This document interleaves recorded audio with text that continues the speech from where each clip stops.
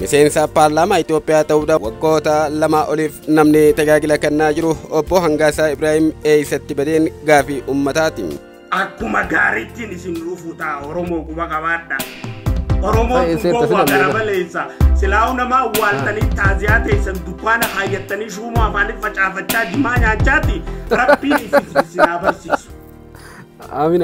Warri jaarraa awwaalee taa'ee nyaatu kun. Keessattuu yeroon kun yeroo Oromoon keessaa fi alaan dhimma nageenyaa irratti dubbachuudhaan mootummaan kun gama nageenyaa gama marii nagaatti akka dhufuu fi wantoota sirraahuu qabu sirreessuu akka qabu jajjabeessanii itti gaafataa jiranidha. Obbo Hangaasaa Ibraahim kan yeroo biraa dhimma Oromoo fi Oromiyaa irratti akkaan dubbataa turee fi mariin araaraa kun akka malee isa biratti fudhatama qabu. Mootummaan kun saffisaan gara marii araaraa deemee wantoota sirraahuu qabu sirreessuu qaba jedhee dhaaddataatiin ture. Yeroo ammaan kana garuu dhabamuun isaa gaafii namoota ta'eetiin jira. Namni tokko kan namicha kana jaalatu jiru. Bara ajaa'iba. Wallee falaanii namicha nyaachisee tanaaf jiraachuu jira malee namummaa tokko kan isa jaalatu jiru Oromiyaatti kanuma abaaru bakka deemtu kan dhageessu. Ajaa'iba. Jaalle Hangaasaa Ibraahim eessatti badee dhimma Oromootii fi Oromiyaa kanarra erga dubbachuu dhiisee amma waggaa takkatti dhiyaachaatiin jira.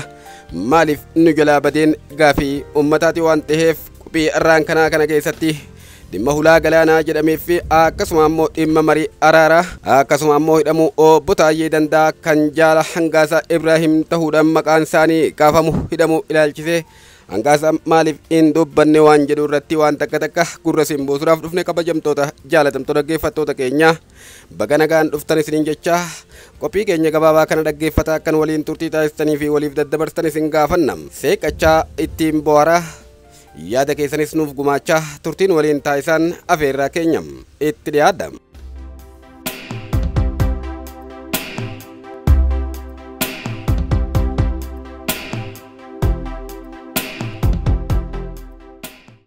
Oromoo quba garabaleessa silaa namaa waaltanii taaziyaa teessan dukkaana hayyattanii shuuma afaaniif facaafachaa jimaa nyaachaati rabbiin isin barsiisu. Amin.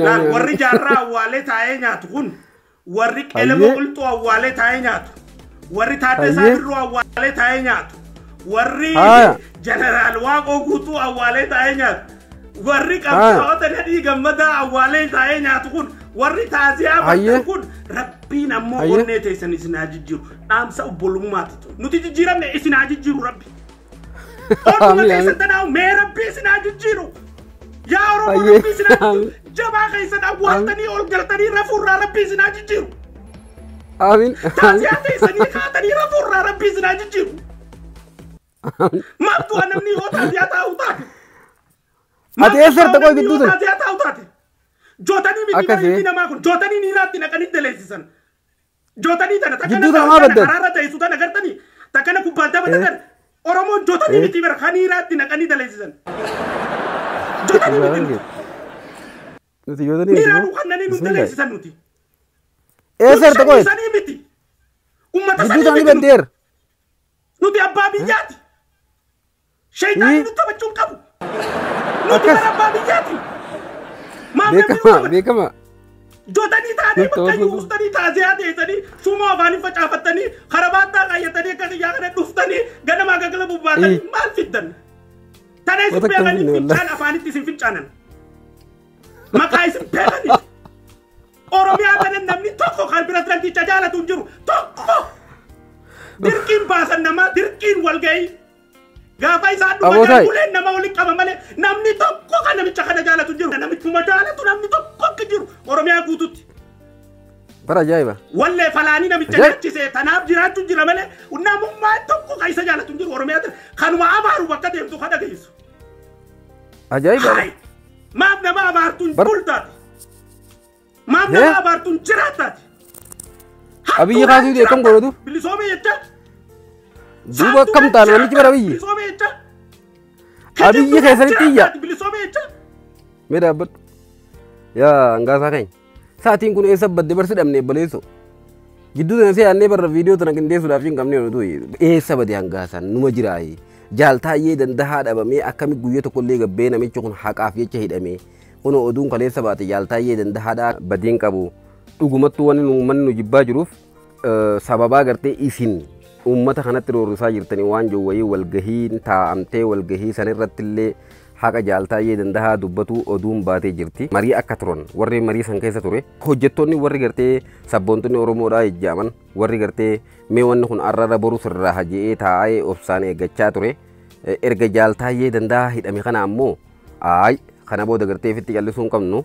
Mootummaan Abiyyi Ahmad kun gartee gabbahee dhugaa tana gartee beekee yoo ka ofii itti jiraatu taate illee gabbahee ofii isaatiif ummata kanaan numaata akkana isin godhaa jira jechuu danda'uu qaba. Yookaan ammoo hoggantoonni mootummaa naannoo Oromiyaadhaa kun gartee sirrirra hin jiranii isaan kana seeratti dhiyeessuun takkaahuu qorannaa barbaachisaa ta'e tagartee ragaan garagaraa irratti qindaahee ragaa qabatamaa isaanuu ofirratti ragaa ba'an baay'eetu jira.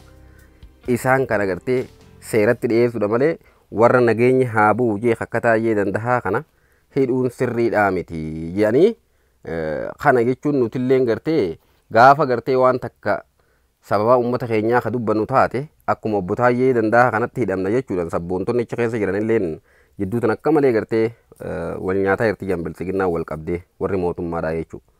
Bakka lamatti fottoqanii warri kun gartee mootummaan kun sirrumarra jira isuma wajjin ammallee hallayyaa tana silaa hallayyaa keessa gabbuun yaasumaan gaduu hallayyaa gadii tana keessa gaddabarreetuma karaa barbaaddanna jechaa jira. Warri kun ammoo lakkii sirriidhaa miti. Harka wal qaqqabannee obboleessoo hallayyaa keessatti kufne tana keessaa ofillee baafnee namicha kanallee baafnee biyya hallayyatti kufte tanallee dhiibnee uummataa wajjin haadachaafnu jechuudhaan wanti deemaa jiru kuni sirrii akka hin tahin walitti hasaasaa jiran sababaa kana komiin isaan jidduutti dhalatte jechaadha. Hangaasa dhageessee atillee numa jirta gaacha keessaa isaa gidduu tana barni baddee barra siyaannee uummanni nuu siyaade akkamitti jaaltaayee dandahaa goota gartee ilma Oromoodhaa tokko ka hidhame akkamitti hangaasa hangaarraan kanaa irraan dubbatin maaliif caljee taa'aa because amma yeroo gartee dhugaa walitti himanii dhugaadhaan deemani malee yeroo gartee wal sossoban yeroo walitti kijibanii miti waan ta'eef hayyoonni akkasuma ammoo sabboontonni warri mootummaa keessa jiran karaa adda addaatiin ragaa garagaraa facaasaa jiran mootummaan sirriirra jiru uf sirreessuu qaba karaa sirrii deemuu danda'uu qaba gara araaraa dhufuu danda'uu qaba waraana bilisummaa Oromootii wajjin gattaa'ee marii dhugaadhaa san godhee fedhii waraanni bilisummaa Oromoo gaafate because waraana bilisummaa Oromooti jechuun ummataatu gaaratti ergate malee ufiin ummata bahee mootummaarratti fincilee miti waan kana gartee mariidhan fedhiin isaanii tana jaanii dura qabanii gaafiin isaanii gartee gaafii waggaa 60 dura deebite waan jawwee gaafii baroota 60mootaa nutti kaasanii gaafiin sun qaata akka deebite jedhanii waan hin jirre manaama gartee ummatatti gatimanii wanni kun akka malee gartee nama yaachisuu danda'uudha qaba. Maaliif kijibaan gartee biyyi gartee ijaaramtu hin jirtu waan taateef mariin nagahaa kun godhamee kara mariidha mootummaan akka deebi'u uummanni dhiibbaa barbaachisu irratti godhaatiin jira. Hayyoonni sabboontonni dhiibbaa godhaatiin jiranii ati hoo eessatti baddee because achi keessa dhokatanii obsinee gartee ammallee waa baafna yeroon sun amma I think yeroon silaa gartee obsanii akkanumatti fakkeessanii isaa wajjin tarkaanfanna jedhanii murteeffatan sun xiqqoo waan deemte natti fakkaatte. Kanaafuu atillee waan dandeessuun gabbee yaada kana dubar uummanni nuu siyaannee baro hangaasaa keenya ni baddee bara hin badin kaabaleessoo kanatti nagumaa mi'atu fi numa jirtaami wanni guddaan jiraachuu beekte. Maali faayidaan kee? Bulkeetaa caala moo si caala? Warra bulkeetii gurguruu waan ta'a? Dildilaan caala moo si caala namummaan? Mana barnootaa caala moo si caala? Yoo ati jiraate woon caalan akkana ga'ee daldila sanirra deemtaa bara. Bartanan jaa ililliidhaan urgaa argataa bara. Maali ililliin? Akkasii yoo uummanni nagaa argate ulaan galaanaa jedhan sunuu nagaa itti fayyadamuu taate. Taran jaa bara mee dhaabbadhu bar gartee yoo dhugumatti amma gartee wanni ati jette kun waan sirriiti laa dhaggeeffadhu wanni ati amma jette kun waan sirriiti yoo jiraanne huluma galaanaa ta arganne hulaa galaanaa ta jaamte irratti ejjennoon guutuu uummata Itoophiyaadhaa waan gammachiisaa nutilleen waan akkaan deeggaru waan jaalannurraa ammoo garuu hulumti galaanaa ta argamte tunuu tokkoffaa yoo nageenya argame itti fayyadanna nu fayyaddi biyya keenyallee fayyaddi. Lammaffaa ammoo osoo nagaa gartee buusaa jennee lallabnu hulumti galaanaa tunuu gartee rakkoo biraa akka hin dhalle mootummaa Somaaliyaati wajjin akka rakkoo hin dhalle hulaan galaanaa ta ammaan tana argamte tun mootummaan Somaaliyaadhaa biyyi tun gartee biyya beekamtii qabduu miti biyya natti finciltee bara 1990 takkatti biyyi Somalilaand jedhamtun mootummaa Somaaliyaatti finciltee jechuun biyya san keessa jirti akka naannoo Oromiyaa fakkeenyaaf naannoo Oromiyaadhaa ammaan tana Itoophiyaa keessa jirtiimi Somaliland illeen akkasitti gartee naannoo takka gartee biyya san keessa jirturraa naannoon tun gartee fincilteeti mootummaa Somaaliyaatti bara 1990 takka fincilte garuu addunyaa guutuun beekamtii kannuu fi diddi hanga ilaa har'aan tanatti isaan guyya tokkollee dhaabbatanii beekan beekamtii biyyummaa argachuudhaaf haa ta'u osoo beekamtii biyyummaa argatte illee nuuf gaariidha nuti akka biyyatti nuuf biyya gaariidha because Itoophiyaan tokkoffaa hulaa galaanaa qabdu kana dura gartee akkaan ta'eef akka taate malee hulaa galaanaa gurguddoo qabaachaa turte Itoophiyaan muramtee gamanaanis gartee sirna gartee Minilikii fi sirna gartee Haayile Sillaasee faa keessa gama Eltiraatinis gama gartee kanaanis hulaan galaanaa bakka lamatti Itoophiyaa irraa citte gama Eltiraatii fi gama Jibuutiitiin jechuudha. Kana dhugaa walitti himuun barbaachisaadha. Hulaa galaanaa sana akkasitti fitti cuftee hulaa galaanaa Jibuutii ta'ishii liqeeffattee biliyeena takkaa fi qarshii doolaara biliyeena takkaa fi cinaa ol kafaltee jechuu waggaadhaan. Kun rakkoodha dhugaadha. Hulaa galaanaa sana asiin gama Somaayilaandii kanaan argachuu waan bareedadha. Huluma galaanaa tanaa nama nagaa qabuutu itti fayyadama. Kana waan ta'eefuu mootummaan hulaa galaanaa tana qaama gartee bakki sun gartee na ilaallata jedhu hunda wajjin akka Jowaar Mahaammad jedhee barreeffama isaa keessatti tuquu yaaletti qaama kanaa wajjin hunda isaaniitii wajjin waliigaltee uumanii karaa nagayaatiin fixuu danda'uu qaban malee uummanni gartee adda addummaa keenya moggatti dhiisadhaa birmadummaa biyya teenyaa wanni jaamu hin jirtu maaliif quba ganda namaa keessee aboo birmadummaa biyya teenya jechuun akkamitti taate obboleessoo hin taatu kanaafuu yoo gartee didame ofirraa dhiisuu hanga gartee haala mijjeeffatanii takkaa'uu gartee gam tokko dubbiin baatutti ofirraatti dhiisuu wayya malee Somaaliyaan gartee beekamtii biyyummaa yoo kan tan taate wallaahi gartee waan barbaachisaa ta'e hundaanuu gartee nuti mootummaa Itoophiyaatti wajjin walirra duulla jechaatiin jirti waan kan sirriitti hubadhaa gama biraatiin liigiin gartee gamtaan Araboota baay'een isaanii gamtaan Araboota tujjaaronni baay'een isaanii Itoophiyaan birmadummaa Somaaliyaatti seentee jirti waan jiru dubbatanii ibsa baasaniitiin jiranii Somaaliyaadha deeggarreechaa jiran gama biraatiin ammoo akkasuma ibsi Amerikaan baaftellee wanni kun gartee sirriidhaa miti karaa nagayaati wanni toluu qaba waan jiru ibsa baasaniitiin jiranii akka gartee Somaaliyaan birmadummaa ishii tuqamee jiru ibsi isaanii ni akeeka kanaafuu karaa nagayaati wanni ta'uu qaba waan jiru ibsa isaaniitiin tuttuqanii jira Amerikaan jechuu kaleessa ibsa baaftee gama biraatiin gamtaan Afrikaatillee ibsa baasee jira wanni kun karaa nagayaatiin godhamuu qaba Somaaliyaa hirmaachisuu qaba Somaaliyaan mariidhaan godhamee wanni sun yoo ta'ellee ta'uu qabaadha sunumtinuu beekaa kiraadha waggaa 50 waliif mallatteessan garuu haa ta'u garuu kennanii fudhachuu waan jiru dhugaadha daandii qilleensa Itoophiyaa qabdi Itoophiyaan daandii qilleensa Itoophiyaa kana keessaa carraa akka argattu as keessaa qooda hangam takka hanga qabaattu ifatti beekamuu baatellee garuu qoonni mallatteeffameefii jira Somaayilaandiif qoonni daandii qilleensa xiyyaaraa kana keessaa itti fayyadamuu kana keessaa qabdu mallatteeffameefii jira nutilleen akka Itoophiyaatti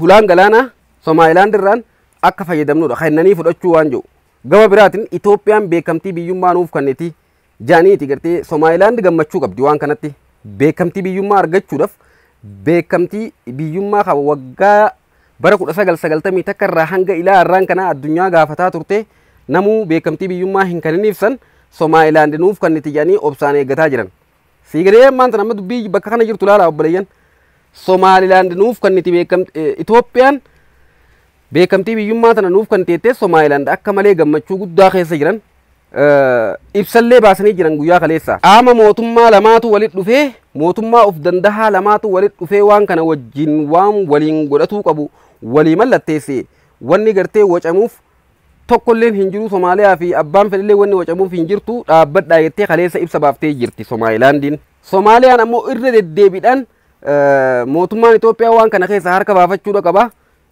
jettee irra deddeebitee ibsa baasaatiin jirti dhaadannoo garaagaraa godhaatiin jirti maaliif deeggarsa bakkoota hedduurraa argataa jirti kana waan ta'eefuu nama nagaa ufiifuu qabuutu gartee huluma galaanaa sanitti fayyadamaati ufiifuu biyyuma keessa nagaa hin qabnuuti gara marii araaratti mootummaan Itoophiyaa as deebi'uu qaba jee yaada kannatuun hayyootaatii fi biyyoonni garaagaraati illee yaada kannatuun kanaafuu mootummaan keenya akka gartee karaa nagaatti as deebi'uu fi huluma galaanaa tanaa nama nagaa qabuutti fayyadama waan jedhudha dubbatamaa jiru osoo nageenyi hin jiraanne hulaan galaanaa jedhanii isaan gartee biyya biraati wajjin haaraatti akka wal lolluuf gartee dudubbataa jiran kun sirriirratti hin fakkaatu akka kiyyatti haa ta'u garuu hulaa galaanaa argachuutti akka malee gammachuun qaba wallaahi akka malee gammadaadha hangaasaa Ibrahim jidduu tana sidhamnee dhimma kanarratti illee taatu waan jechuu qabdu je'iiti akkuma taayee danda'a sanitti illee gartee yoo qabanii aangoo irraa si kaasanii si hidhan taates alal labboleessa kiyya tana siin jenna maal jettamee dhumu jirti ummanni kee dhumu jira ummanni kee dhabamu jira maali jiru ta'e beekama tanaa bara ililliidhaa jiru ta'e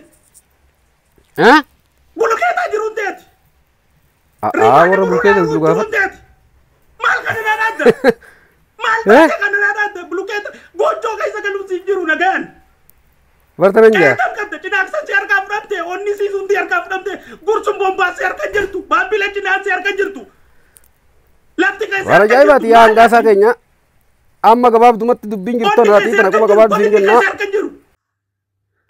meeqoo haa bakka kanaan irra siin geessaa qoya maaliif du'e jaarrarre eenyuuf du'e taadasarre eenyuuf du'e elemoore oromoof maaliif du'e oromoof waaqoo guture oromoof hundi isaanii oromoof dhuman siif dabarsuuf du'anii barsitti dabarsuufi miti dhugaa kan geessu siif wayyeessuuf du'an malee sitti ammeessuufi miti tun dhugaa wallaahi maa geessi siif dabarsuudhaaf dhuman malee sitti dabarsuudhaaf miti jee waan sirrii jettee hangaasa hay waan sirrii jettee kam dubbii sana hay edaan qubni gartee wanni hin baanu ka gartee ka abbaanu sun dubbii tana jechaadha awo wallaahi waan ajaa'ibaati awo roobaa jira rabbi rooba khayriidha haa godhu kabajamtoota jaalatamtoota keenya wallaahi hangaasaa keenya ummanni si aadee si dhabne alaa kulli haalati atillee sillee ta'uu baattu gartee qaamni kan kee bakka adda addaatti yaada gargaraa yeroo kanan argaa jirra haa ta'u garuu ummanni suma yaadee akkanumatti illee taatu gobbeeyti dhimma marii nagaa kana dubbadhu siin jenna kabajamtoota fi jaalatamtoota dhaggeeffattoota keenya akkuma taphatti qophii tana qopheessine ummanni irraa barate jennee yaadne waan nu waliin turtaniif hedduu galatooma ulfaadhaa kabajamaa isiniin jenna yaada keessa nuuf qooduun dagatina waliif illee daddabarsaa isiniin jenna nagaan nuuf tura.